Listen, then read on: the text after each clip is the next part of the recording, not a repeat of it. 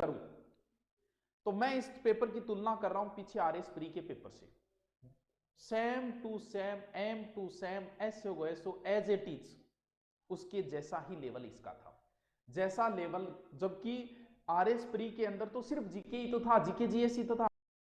ग्राम सेवक बनने के लिए उसे इंग्लिश भी आनी जरूरी थी, हिंदी भी जरूरी थी, मैथ भी जरूरी थी, रीजनिंग, ये पास करने के लिए।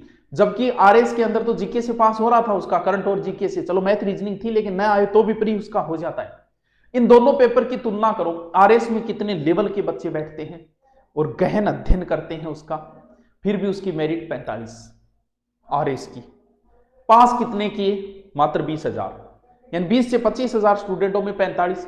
यहां कह रहे हैं हम 1 लाख पास करेंगे, लगभग 1 लाख समथिंग पास बच्चे होंगे, यानी 70-80 हजार मान लो, लाख मान लो। तो तुम सोच सकते हो कि मेरिट क्या रहेगी। इसका मतलब मेरा यह मानना है, पहली बात, मेरिट का निर्धारण कोई अध्यापक कंफर्म नहीं कर सकता। ऐसे नहीं बोल सकता कि 58.70 रहेगी। मेरिट का निर्धारण जो भी अध्यापक करेगा वो अमूमन की जाती है। यानी मैं मानता हूं कि जो 50 के लमसम है, कितने के? 50 के, जिसका 50 कट छट के जिसके 50% बच रहे हैं, कट छट के तो इसमें नेगेटिव है ही नहीं, जिसके सही 50 बच रहे हैं, वो अच्छी दौड़ के अंदर है। 60 वाले तो निश्चित होके बैठे, उन्हें तो मेहनत की तैयारी टेंशन लेनी नहीं है। 50 का मतलब ये हुआ कि 45 भी रह सकती है, जो जनरल ओबीसी की मेरिट, 55 भी रह सकती है। ये 50 एक बीच का आंकड़ा है। ऐसे नहीं कह सकता आप, कोई कहे गुरु जी मेरे 49 बने तो मेरा बताओ थे तो 50 बोले। 49 वाले का भी हो सकता है, 52 वाला भी रह सकता है, क्योंकि 50 के अमूमन का मतलब 45, 55 इसके मध्य को रहेगी। 50 के ऊपर है उस बच्चे को मेन की तैयारी। अब बात है कि सर मेन का अभी तक स्लिप और ये मेरिट, सबसे पहली जरूरी चीज क्या है, सरकार पता नहीं क्यों ग्राम सेवक के मेन पेपर से पहले अगर सरकार पटवार का रिजल्ट जारी कर देती है और पटवार वालों को अगर ज्वाइनिंग दे देती है तो 5,000 बच्चे, वो भी तो इसके अंदर है, वो इंटेलिजेंट है सारे जो पटवारी लगेंगे, वो बच्चे 5,000 अगर मेन का पेपर नहीं देते हैं तो उनमें मेन के सिलेक्शन के और चांसेस बनते हैं। सरकार अगर रीट वालों को ज्वाइनिंग दे देती है तो भी और नीचे आ जाएगी मेरिट। किसकी? प्री की तो जो होनी है वो नहीं, मेन की बात करते हैं।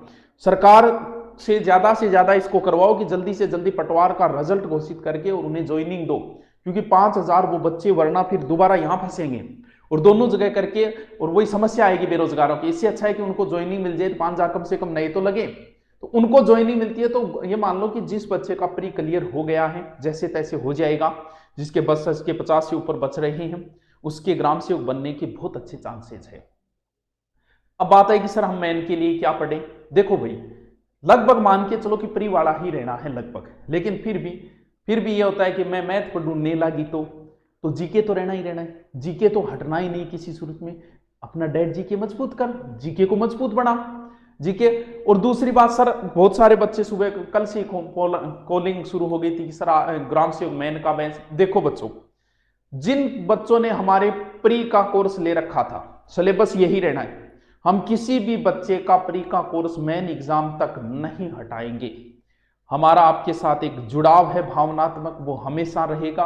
आप एक बार हमसे जुड़ गए, हाँ हमने प्री का लेके ही लिया था, हमने प्री का कह के ही आपको कहा था कि प्री तक आपका रहेगा कोर्स, लेकिन नहीं, आप जो जो बच्चे हमारे प्री के में थे वो प्री का कोर्स उसको दोबारा रिपीट करो, उसको पढ़ लो, आपके मेन तक आपका सिलेबस नहीं हटाया जाएगा। जो बच्चे नए पढ़ना चाहते हैं कि नहीं सर, उनके लिए हम जो है वो न्यू ईयर पर कोर्स लॉन्च कर देंगे, किसका? ग्राम सेवक मेन का।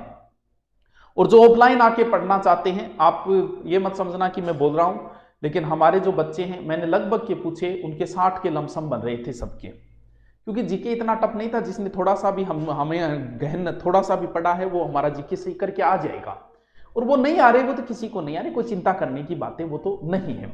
और ऑफलाइन जो बैच है वो आप कभी भी आ सकते हो, लेकिन न्यू ईयर से शुरुआत किया जाएगा ऑफलाइन बैच। अब आप कहोगे सर ऑफलाइन में क्या पढ़ाओगे?